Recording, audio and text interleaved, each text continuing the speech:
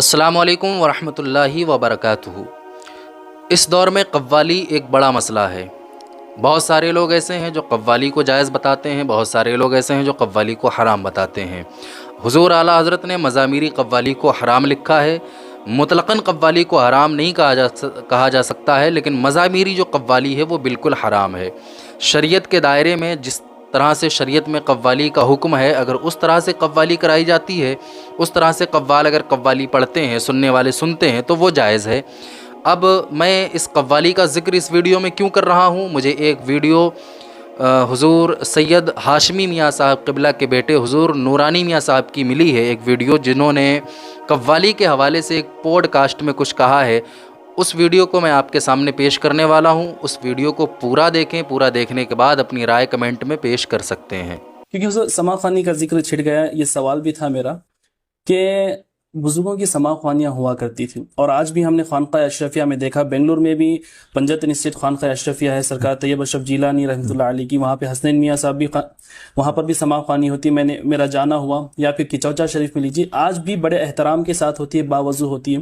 اور جو حضور نظام الدین اولیاء کی ان کے زمانے کی سما خوانی ہو، یا بندہ نواز ہو، یا حضرت قطب صاحب ہوں، لیکن آج بالکل برعکس سما خوانی تو ختم ہوتی ہوئی نظر آ رہی ہے، گنی چنی رہ گئی ہیں، اب قوالی آئی ہے۔ اور حضور یہ کہتے ہوئے بڑا افسوس ہو رہا ہے کہ بڑی بڑی بارگاہوں میں ایک تو مرد حضرات کو بلا کر کے خرافات تو کرتے ہی ہیں، عورتوں کو بلا کر کے مرد اور عورت میں کمپٹیشن رکھتے ہیں، مقابلہ بڑی بڑی بارگاہوں میں نام بھی لے لوں گا تاکہ ان کو شرم آئے۔ ملباگل شریف یہاں پر ہے، خواجہ حیدر صفدر رحمۃ اللہ علیہ کی بارگاہ، ابھی عرس میں کسی لڑکی کو بلا کر کے وہاں پر قوالی رکھی گئی ان لوگوں نے۔ تو حضور اس کے بارے میں کیا ارشاد فرمائیں گے؟ قوالی اور سما دیکھیں، یہ تو کسی بھی طریقے سے اس طرح کی قوالی بالکل جائز نہیں ہے۔ جہاں تک سما کا معاملہ ہے، سما اگر اپنے شرائط کے ساتھ جو بزرگوں کا نے جس کا اہتمام کیا، اگر اس کے حساب سے ہے تو کوئی دقت نہیں ہے، محفلوں میں ہوتی ہے، باوضو لوگ سنیں، با ادب سنیں۔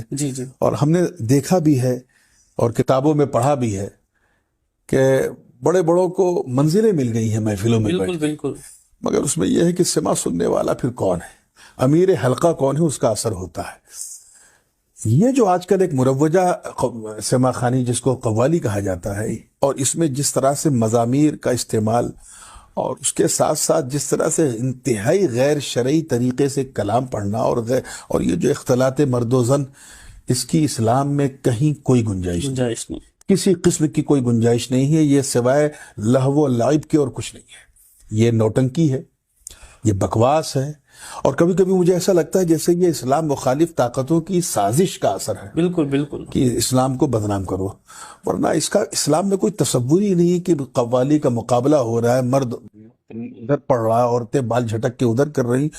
یہ خود اپنے آپ میں ایک ظلم عظیم ہے، اور اگر یہ ظلم عظیم کسی اللہ والے کی بارگاہ میں ہو رہا ہے تب تو شدید ظلم عظیم، بالکل۔ تو یہ تو بالکل صاف طور پہ سمجھنا چاہیے کہ اس سے جتنا بھی ہم کنارہ کش رہیں اتنا بہتر ہے۔ بالکل حق فرمایا۔ تو اللہ تعالی ہم سب کو اس پر عمل کرنے کی توفیق اور رفیق عطا فرمائے، اور ایسے درگاہ کے جو ذمہ داران ہیں جو ایسی حرکتیں کرتے ہیں، یا جب ذمہ داران کو میں نے کافی درگاہوں کی، میں اصل میں چینل میں جو ہے درگاہوں کی زیارتیں ہوتی ہیں اور اولیاء کی ہسٹری پر کام ہو رہا ہے الحمدللہ، تو ملاقات ہوتی ہے تو میں کہتا ہوں یہ کیوں کہتے ہیں، تو ذمہ داران کہتے ہیں بھائی ہمارا کچھ نہیں، نوجوان کمیٹی مل کے کرتی ہے، اب ان کو نوجوانوں کو ہم ہٹائیں گے تو وہ عرس کے تقریبات میں وہ ہاتھ نہیں بٹائیں گے، تو ایسے ایک دوسرے کے اوپر دوش ڈالتے رہتے ہیں۔ یہ کوئی ہیلا نہیں ہے، یہ بالکل ہیلا نہیں ہے، آپ ان کی اصلاح کیجئے نوجوانوں۔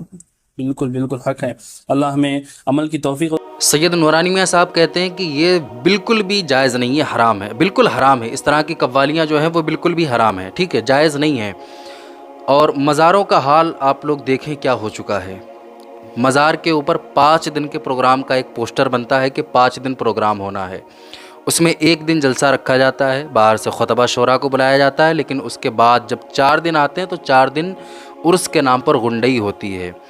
زیادہ پبلک اکٹھی کرنے کے لیے وہاں ایک لڑکی کو بلایا جاتا ہے اور ایک قوال کو بلایا جاتا ہے، پھر وہ اس طرح کی غلاظت اپنی زبان سے نکالتے ہیں، اس اللہ والے کی بارگاہ میں، اس اللہ والے کی چوکھٹ کے دروازے کے سامنے، دیار کے سامنے بیٹھ کر ایسی غلاظت نکالتے ہیں وہ اپنی زبان سے کہ سننے میں شرم آتی ہے، اور وہاں لوگ بیٹھ کر اس قوالی کا مزہ لیتے ہیں، جو کہ مزامیری قوالی ہے، ظاہر سی بات ہے، تو اس کا مزہ لیتے ہیں وہ لوگ۔